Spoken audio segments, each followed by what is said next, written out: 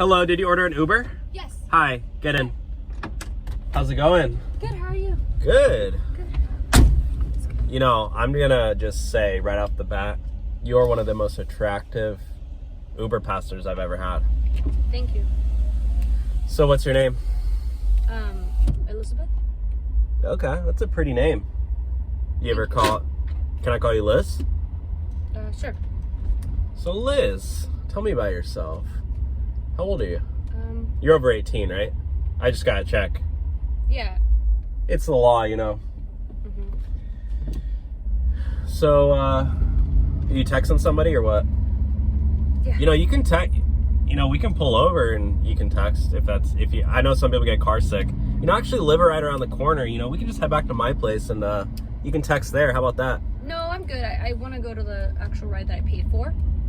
I know, but you got to text, so don't worry. I don't want you to get car sick and throw up. I don't have to text. I mean, I'm going to be honest, I wouldn't mind if you threw up in my car. It would be a privilege. Uh-huh. And I wouldn't even clean it.